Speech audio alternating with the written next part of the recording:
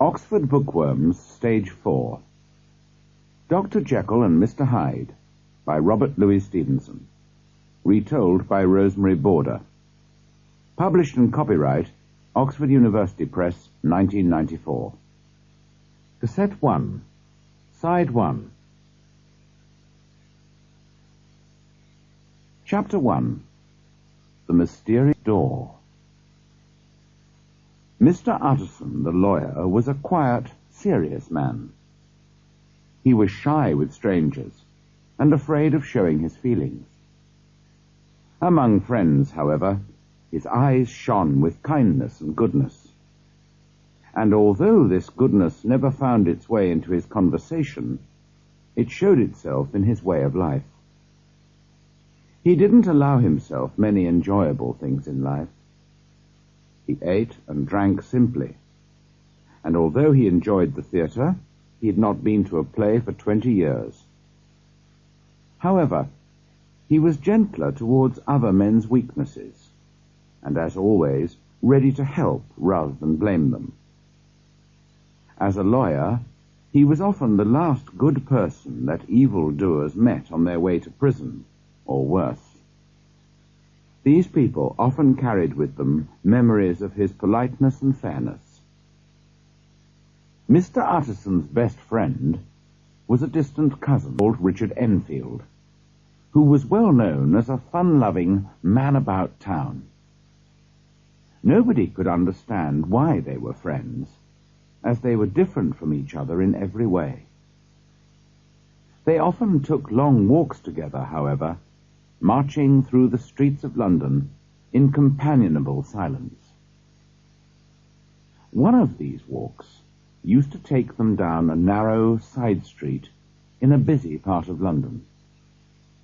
It was a clean, busy, friendly street with bright little shops and shiny door knockers. Near the end of this street, however, stood a dark, mysterious, windowless building. The door had neither bell nor knocker, and looked dusty and uncared for. Dirty children played fearlessly on the doorstep, and nobody ever opened the door to drive them away. One day, as Mr. Enfield and his friend passed the building, Mr. Enfield pointed to it. "Have you ever noticed that place?" he asked. "It reminds me of a very strange story." "Really?" said Mr. Utterson. "Tell me."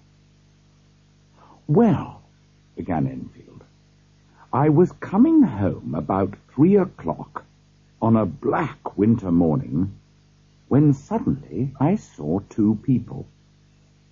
The first was a short man who was walking along the street, and the second was a little girl who was running as fast as she could.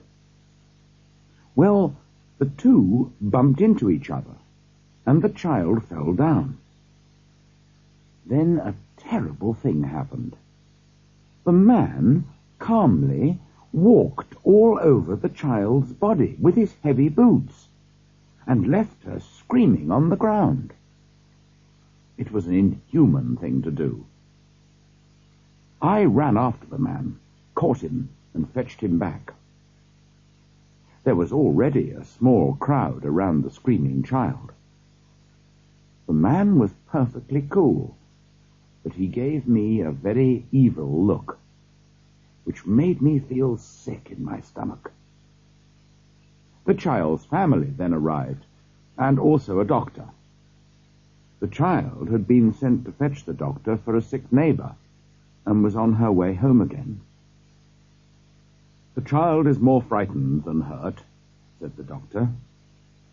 And that, you would think, was the end of the story. But you see, I had taken a violent dislike to the short man. So had the child's family. That was only natural. But the doctor, who seemed a quiet, kindly man, was also looking at our prisoner with murder in his eyes. The doctor and I understood each other perfectly. Together we shouted at the man, and told him we would tell this story all over London so that his name would be hated. He looked back at us with a proud, black look. "Name your price," he said. We made him agree to £100 for the child's family. With another black look, the man led us to that door over there.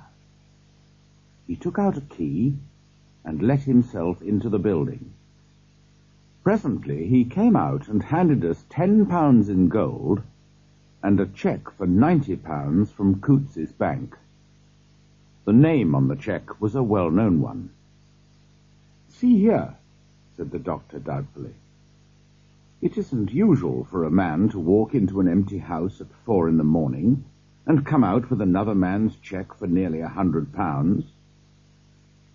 "Don't worry," said the man with an ugly look. "I'll stay with you until the bank's open and change the cheque myself." So we all went off, the doctor and the prisoner and myself, and spent the rest of the night at my house. In the morning, we went together to the bank. Sure enough, the cheque was good, and the money was passed to the child's family. "Well, well," said Mr. Utterson. "Yes," said Enfield, "it's a strange story. My prisoner was clearly a hard, cruel man. But the man whose name was on the cheque was well known all over London for his kind and generous acts. Why would a man like that give his cheque to a criminal?" "And you don't know if the writer of the cheque lives in that building?" asked Mr. Utterson. "I don't like to ask," said his friend.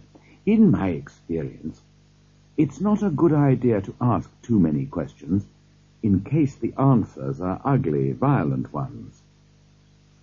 But I've studied the place a little. It doesn't seem like a house. There's no other door, and the only person who uses that door is the man I've just described to you. There are 3 windows on the side of the house which look down onto a small courtyard. The windows are shut, but they're always clean. There's a chimney, too, which is usually smoking, so somebody must live there." The 2 men continued on their walk.